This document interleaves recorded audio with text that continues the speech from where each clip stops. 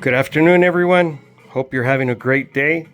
This is my third video on the $45 Craigslist no brand guitar that I bought as is for parts or broken. Um, well, I got the tools, some of them anyway, that I plan to use. So let me tell you what I plan to do here. Well, first, I need to verify if the top on this guitar is solid wood or plywood, because my idea in buying this guitar is to learn and teach myself how to French polish. So I need to remove the nitrocellulose lacquer varnish, I'm not sure what to call it, that's on this guitar. And some of the things I ordered on Amazon was this lighted mirror, and I'm going to use it to check the inside and see if I can see if it's plywood or solid wood. And I'm happy to say I'm really glad it is solid wood. I can see the grain. See how I don't know if you can appreciate it in the video, but the grain runs the length of the guitar like this. Which would run the same if it was plywood, but if we look on the bottom, on the inside, if the grain runs in the same direction, then it's solid wood, and we know that because if it were plywood, the grain would go contrary, because the layers of plywood always go, one in this direction, the other one in this direction, and besides that, there's always an A and a B side to this type of plywood. So only the top would have grain, and then the bottom, if it did have grain, it would be running either in another direction, or it would have pits and holes. And I mean, it would just, you would recognize it as plywood immediately. I'm being redundant now. I'm not sure if you can appreciate it in the video, but the grain runs in the same direction that the top does. You can see the glue joint in the middle, which all guitars have, whether they're plywood or solid. The bottom, though, the back, what we would call the back, might be plywood. I can't tell. But in any case, I don't really care if the bottom is plywood or not necessarily, because in my opinion, in my ignorant opinion, it's the soundboard, the top, where the magic happens. So, yeah, I got this lighted mirror, which you saw how handy it is. I also got a regular mirror that doesn't have a light, a magnifying glass, because, well, stuff like that. To getting close, I was trying to figure out if it was real wood or not, but I think it is. And once I get to sanding, I'm going to find out. I did some research on how to remove the bridge, and I've seen all sorts of videos and opinions, but I decided to get these heat pads, which I found on Amazon.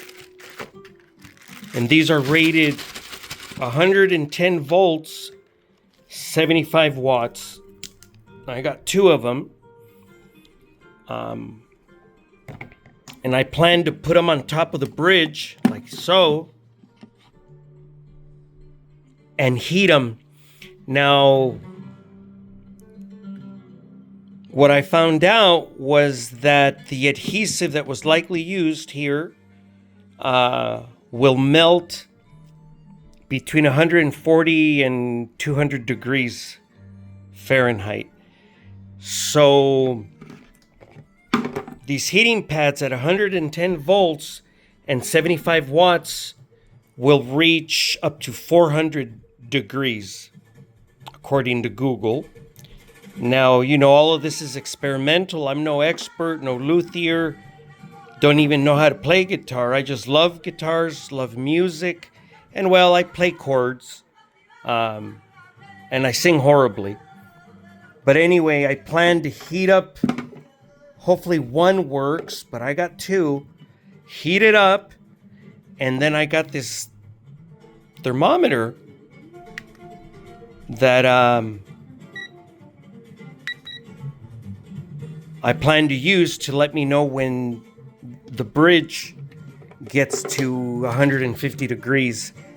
I don't want to risk putting anything under there and ripping the wood or forcing it in any way. I want to learn in a very traditional and patient way. I'm trying to emulate the Granada school of guitar making, although I'm not going to make guitars, but at the very least do my repairs and improvements to this guitar based on the Granada school of guitar making ideas, theories, and opinions. So yeah, I need all your help, opinions, criticism, good or bad. It's all good in the end to me because it's a soundboard.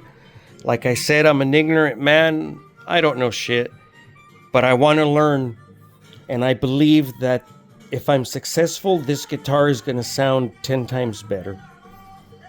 I'm going to clean and polish the entire fretboard.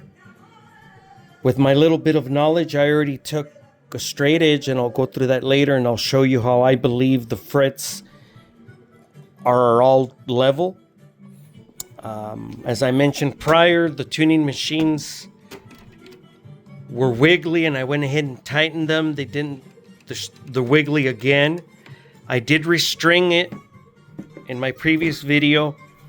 It didn't hold pitch. By the time I was done with E4, the top bass string was already 8 cents out to the low end. And G3, I think, the third one from the bottom up, that one was really hard to keep tuned. When I went to check it, within a few minutes, it was down 20 cents. So definitely some new tuning machines, and I plan to get some good ones, Alessi or comparable. In other words, once I'm done with this guitar, it's going to be irrecognizable. It should look or emulate the traditional Spanish classical guitars that are manufactured today in Spain, mainly in Granada. Now, I've gotten a lot of ideas from a gentleman on there named Pablo Requena, which I highly recommend. I'll later figure out how to put a link, or I've learned a lot from him, not personally, but from his videos. So we got a screwdriver, digital caliper,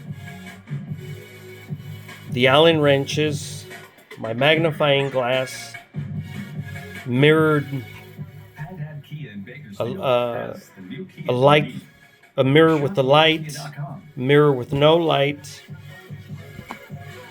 my cutters for strings, the thermometer, which I hope comes in handy whenever I need to unglue and remove things, and my heating pads, and the assortment of sandpaper. So help me out, you guys. Anything else I'm missing? Greatly appreciate it. God bless all of you. Have a great day.